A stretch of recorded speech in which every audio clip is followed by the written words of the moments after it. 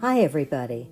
Welcome to this series of focusing conversations through which you will get to know the extraordinary members of our online forest training program. I'm so pleased to include you via these videos in our exciting and timely project of using Genlin's focusing to empower community life.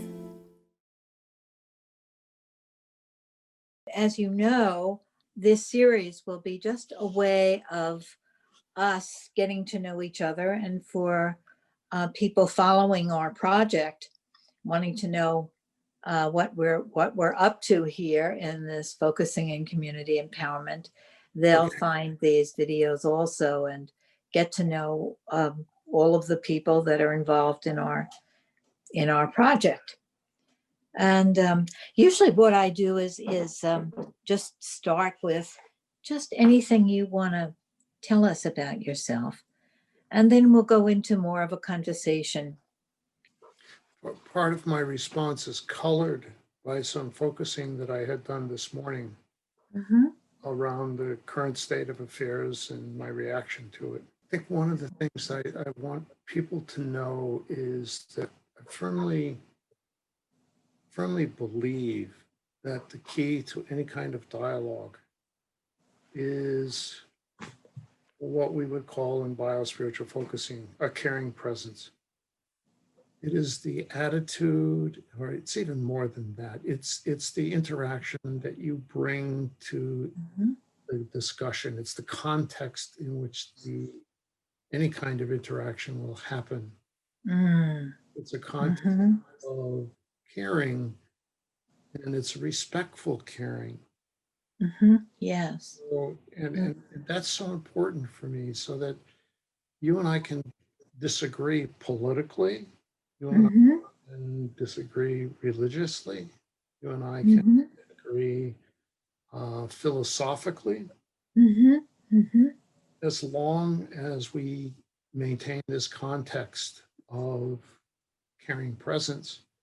Yes, yes. I love that idea of caring presence, that the caring presence is more than an attitude, it's a context, and it's a respectful, caring presence within which we can disagree about politics, about philosophy, about religion. That's all. That's all not only okay, but growth producing within this context. Yeah, and Of, and it's even deeper than what it seems like on the surface. Mhm. What it requires of those who extend it is a depth of vulnerability. Mm. It says, I don't have to vanquish you in this discussion. Mm. I can be vulnerable to letting go of my own positions Mm. so that maybe something new can be born. Wow, I love that. That Um, you can it, let go of your own positions so something new can be born. that's right. And It reminds me of the philosopher Gadamer, who talked about generative conversation or genuine conversation, mhm. and that we have to place at the altar of the conversation our own prized possessions of our views in order for the conversation to be alive. People say, well, yes, I can extend caring presence, and but it's it's the hardest thing in the world to do Oh, I know. And it's because also not that we extend it, it's that we, I don't know, are in it. It's very much related to the focusing attitude, right? Of oh, receptivity and um, openness, yeah, and that we're within it, you and I. yeah. And in biospiritual focusing, we teach that it is a visceral Mhm. extension. It's not just a mental thing where, okay, I Yeah. open-minded, et cetera, et cetera. It's visceral. We talk Mhm. about having learned this visceral caring from our affection teachers. Our affection teachers, you know, the people in our lives who have touched us unconditionally and Mhm, earn that, you know, from a loving experience, but mhm. visceral. That is a visceral experience, and It's an embodied experience. it's an embodied experience, and it gets extended out when you enter into a conversation with someone. You bring that same Mhm. to the conversation. It makes the context of that conversation. It's your And effective response to that. and the other person often can feel it, and we don't require the other person to have it. You know, it's not a kind of reciprocal thing like I'll extend this caring presence to you if you extend it to me.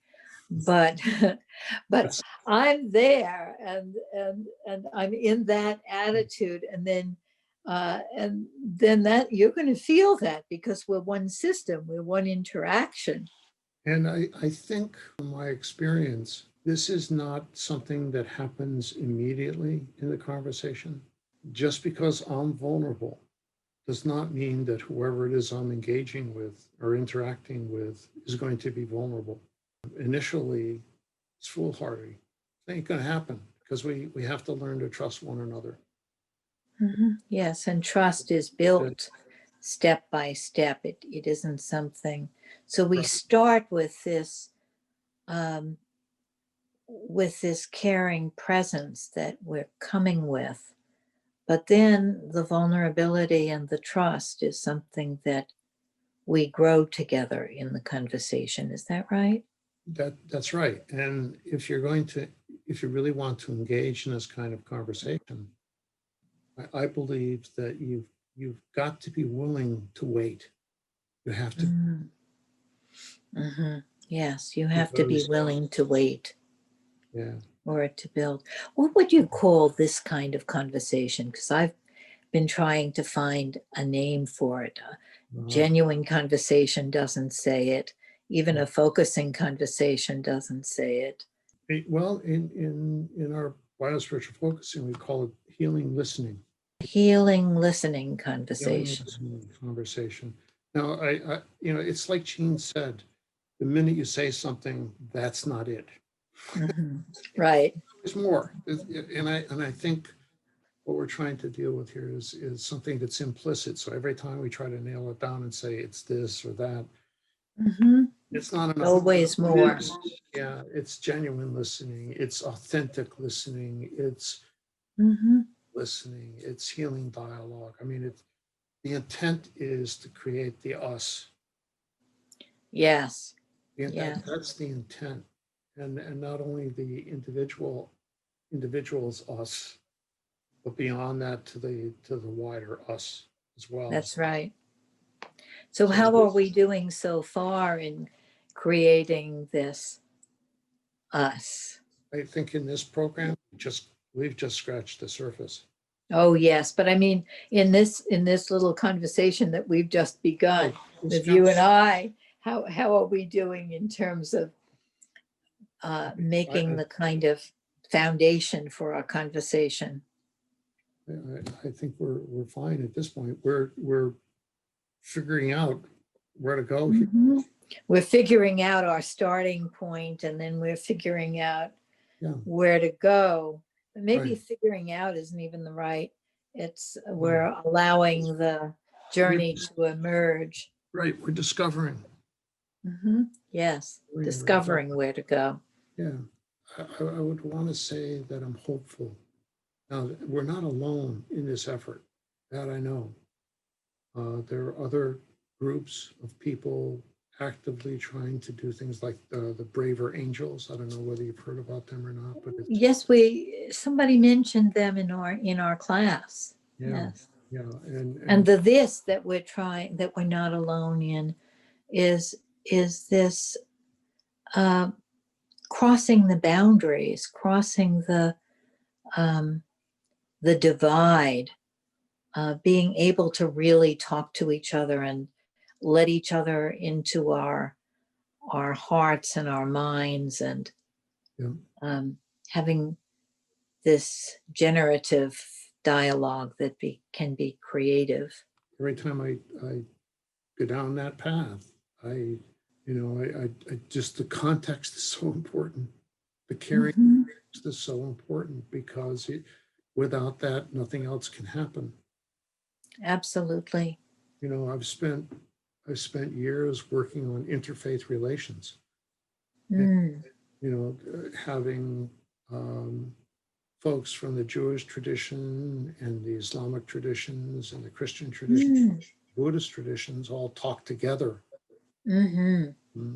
when there are a lot of things that divide them. Oh, yes, A lot of absolutely. things that divide them, and throw a little emotion in there, and it can get rather nasty. And the key becomes, how do we break through that? And I think establishing starting points is really, really important. In the interfaith world, there's a leader who's really known around the United States. His name is Eboo Patel.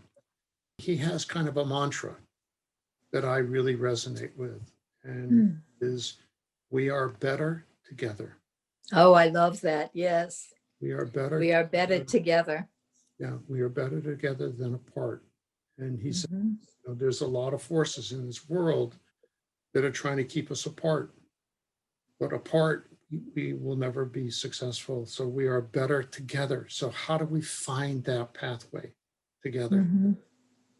How And do we find that us, that larger us? that larger us, beginning with the individual us's coming together. That's, the Mhm. triads, or whatever it might be.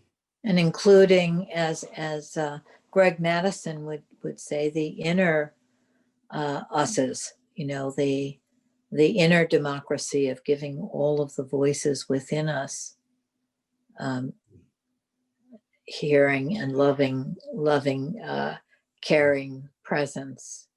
Well, that's the other part of vulnerability, taking the chance to go within, and standing with your demons, and naming them, and understanding that even they want something positive. Even the demons absolutely have something positive in the whole thing. Right. And I'm learning from our community empowerment project that the individual voice that's disruptive in some kind of way, being absorbed into a focusing attitude or a receptivity, moves the whole conversation forward. Mhm. And that's very exciting to me, that Yeah. it isn't only the agreement, but the way that somebody will say something that's surprising, and then something happens with that Mhm. brings a whole different energy. Coming to understand on an ongoing basis what focusing is all about has really helped me navigate a lot of things. One of the key things that struck me a few years ago when I was getting certified as a focusing trainer, came across an article called Focusing as a Heterotopia. I said to myself, "What's that?" What is that? Right. What's that? So I read the article, even more confused.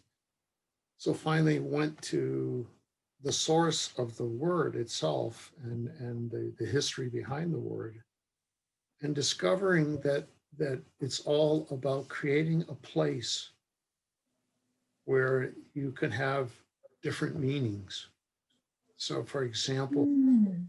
a library is a physical place, but it is also Mm. a timeless place in terms of history. There's a lot of history there. There's a lot of emotion there. Mm. It is a or a museum. It is a place out of time.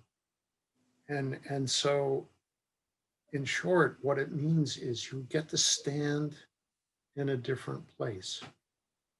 Mm, That's what focusing does. It doesn't mhm. solve problems from my perspective. It lets you be with them in a way that it, it leads to resolution so that you can be with whatever is there that transforms, life and lets it move forward.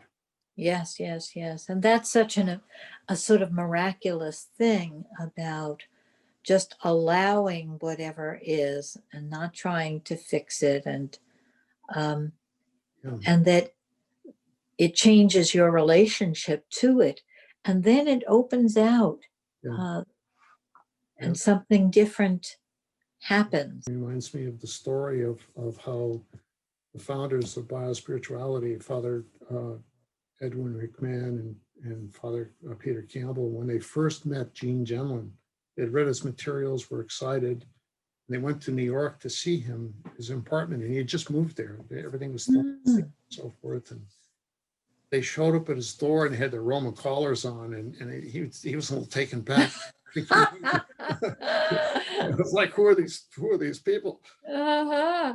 And so he invites them in, and they said to him, we really don't want to take a lot of your time, but we have a question for you.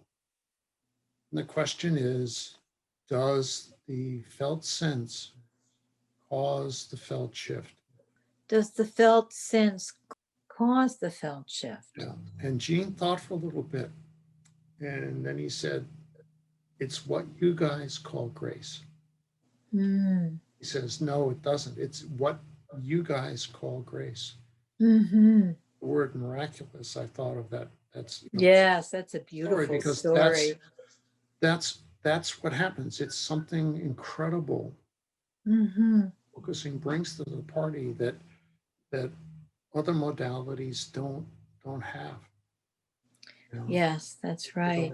That don't offer, because that's not their path. That's not their focus. The felt sense doesn't cause the felt shift, but from the felt sense emerges a shift. And that emergence is the grace, is the miracle, Energy. is the life energy. Yeah. And I love how Gene was able to just speak in that language. He did go to a Catholic college and loved that, loved studying theology. And Yeah. So he knew the terminology. yes, he Yeah. knew the terminology. I just want to have a little aside here. Krista Tippett, who we're reading her chapter 2 for this week, and it's so beautifully written. And she talks about how she always asks people, as a way of establishing this caring presence, if there was a spiritual or religious framework to their childhood or anything that they remember um, about uh, spirituality or religion from their childhood. So I had the urge to ask you that, since you're doing all of this interfaith work. Basically, being a baby boomer, I was born, right after World War II. So the context of that came from parents who had lived through the Depression and the war. So religion to them was very important. I Uh-huh. went to a Catholic school, and religion was important, but it was following the rules. It was very structured. And religion meant following the rules to them, or was there a Oh, well, it was following the rules, but it was also a source of comfort in times of grief, mm, mm, times of joy, in celebrations like for weddings, mm-hmm. that kind of thing. My father taught Sunday school at one of the maximum security prisons nearby where we lived. Oh, wow. He was also very much involved in prison work. He didn't have to do that. It was his faith that led Mm. to do that. And so that part is very important. So I come out of a religious background. Yes, I see that was an important foundation for you. And I need to say that my spirituality as a child is not the spirituality that I have now. yes, I And understand. that part of my life has moved forward so that I'm in a very different place. Hmm. Somebody asked me to define spirituality, and I said spirituality is like real estate, location, Really? location. Okay. It's like real estate, location, location, location. It's where you stand in relationship to your experience of more in this life, Hmm. the capital M. Yes. Relationship to that. That's your spirituality. So Uh-huh. So can you take a moment and take a breath and then just see what comes from there of your location, location, location, where you stand right now. what comes for me is it's all about a leap of faith to say, yes, there's no proof, you know. What I say is the divine that I'm immersed in, you know, showing itself through the events of my life can be interpreted as chemicals in my brain. It can be, you know, other Mhm. psychoses. I stand in a place that is constantly growing and developing, Mm. so that I can say, yeah, the God of that I was relating with as a kid is not the God or the divine that I relate to now.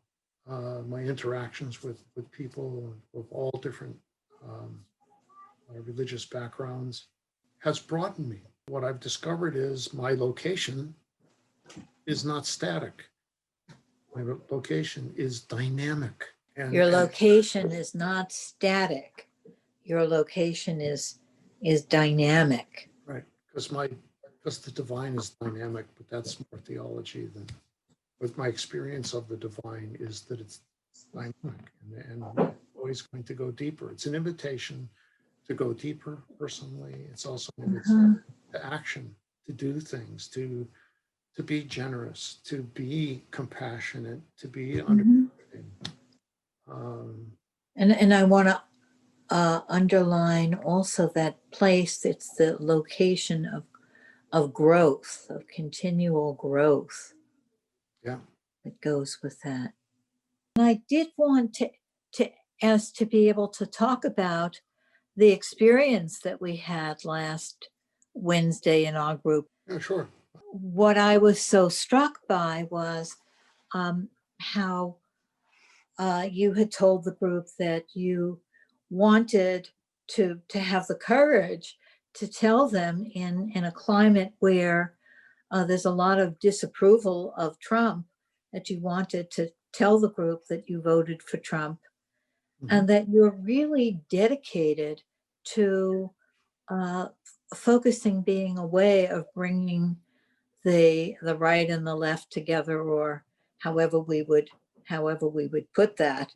We were talking about it in terms of the us and the them, and someone else in the group had sort of come out to the group as saying, I'm a them, I'm one of them. Right. You had said you were one of them, Mhm.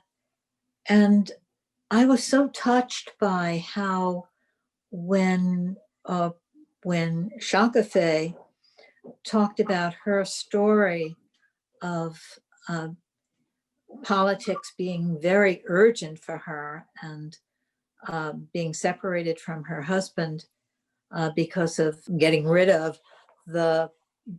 um, Yeah, immigrants who rights. actually he did have papers, and you were so caring toward her, and she felt so received by you, and it felt like very much an example of what you're talking about, the conversation in the context of this caring presence. Mhm. What I've discovered from interacting with people, quote, on the other side, is that first of all, we have more in common than what separates us. Even before the election, even before this all started, I was in conversation with another focusing person that I have great respect for, who have emailed me saying, there's a group that wants to flip the Senate and we'd like you to be part of it. And I wrote back and said, I'm sorry, but I'm working to have it go the other way. Ah! Right. And so, but I said, if you'd like to chat, we can chat about it. So we had 3 or 4 conversations before the election around where each of us stood. Mm, And so from my perspective, for me, my voting for Trump was voting for the lesser of 2 evils. There are many things about Trump that are, it's just frankly appalling.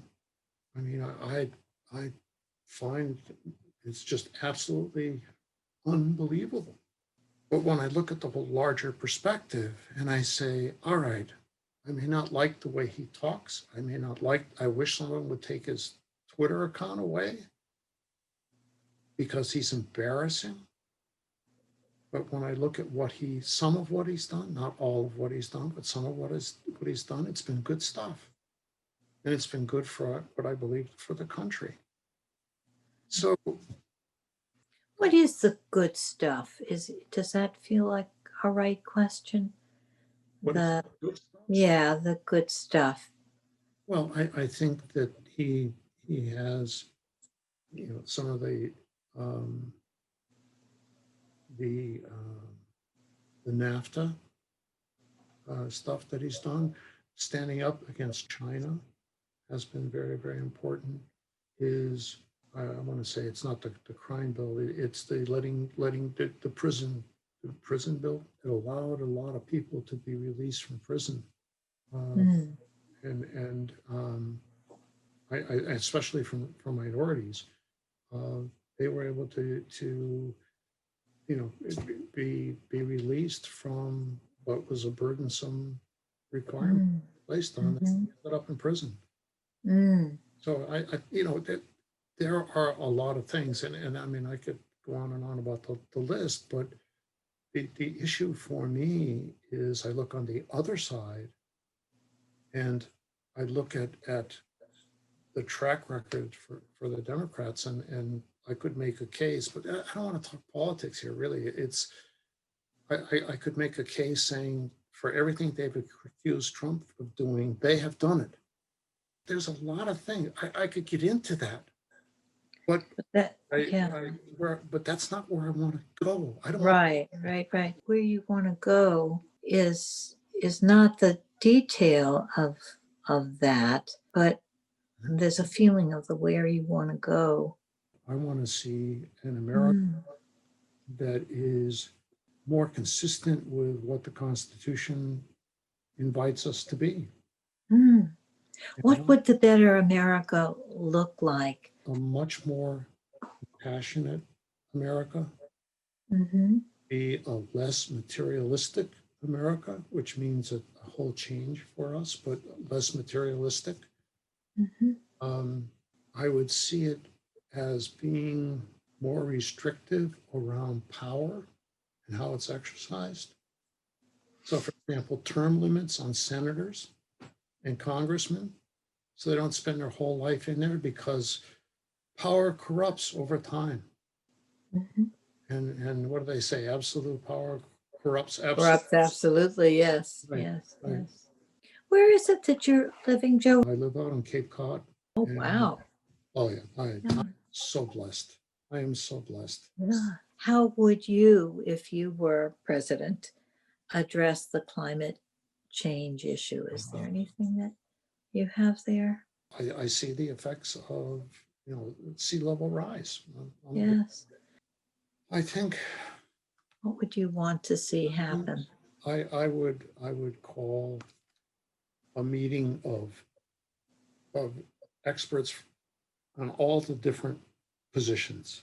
And I would get them all in a room and say, okay, guys, let's get to the real science and check out each other's science, because there's been too much of manipulating the data on both sides. So Mm, I'd say to them, let's get a climate summit together, first of all, to figure out, mm, number one, what can we do? Secondly, if we're going to do something like the Paris Climate Accord, I would be looking for the nations that are the biggest polluters to be taking on the biggest share of the effort to reduce climate change. I wish that we had time to go into this more because, of course, there's so much when you are on that political edge, when we're dipping Yeah. into talking politics.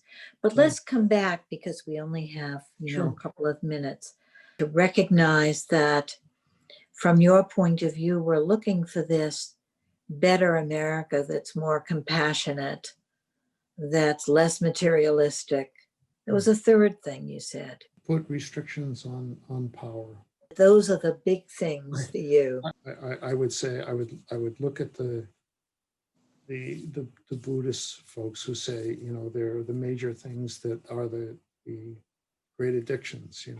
There's greed and the greed and power and so forth. So I would say those are the areas we need to limit greed. I mean, let's play that out on the corporations and I mean, there's so many things. If you ask me if I were president, I'd be trying to do a lot of things. Yeah. There's so much passion there about wanting to move forward in a good way and wanting to do a lot of things and wanting to do a lot of things for the good and wanting people to know, people on the other side, to know that you don't approve of like everything at all about Trump, but it feels like that he's the lesser of two evils, and something about the whole way that the progressive democratic system is moving feels very threatening and dangerous and right. And I have to say that was the whole subject of my focusing this morning. And I literally was able to get underneath the fear back into a lot of my childhood experiences around acceptance and that sort of thing. But what came through, and I think the grace of the moment was, I am a survivor. I know to survive. So no matter what comes, I have the hope. I have the faith that I will survive. I'm smart enough to navigate my way through whatever will come. So my family is taken, is protected and I am protected, etc. Protected against Whatever may come. Whatever may come. Right. And so that enables me to say, I don't have to be as defensive anymore. Be much more open. Yes. No matter what happens. And the focusing helped you to sort of bring in that childhood experience. Yeah. On the childhood experiences and how they played out over my life. And that's the grace of that moment is to say, I will survive. That's what came. That was yes, I will survive. I will survive. Maybe that's a good note for us to stop on. Yeah, I do have to say survive is not the right word. I should have said thrive. Thrive. There's a difference. Yes, absolutely. It means you get through and you're limping and but you're. Yes. I'm talking about that you know how to navigate and you know how to survive and you know how to thrive, that you don't want to only hope to survive, but you want to hope to thrive. Yes. Okay, that was quite a wonderful conversation, and I'm Yeah. hoping we'll speak more. Have a nice weekend. You too. Goodbye. Bye-bye.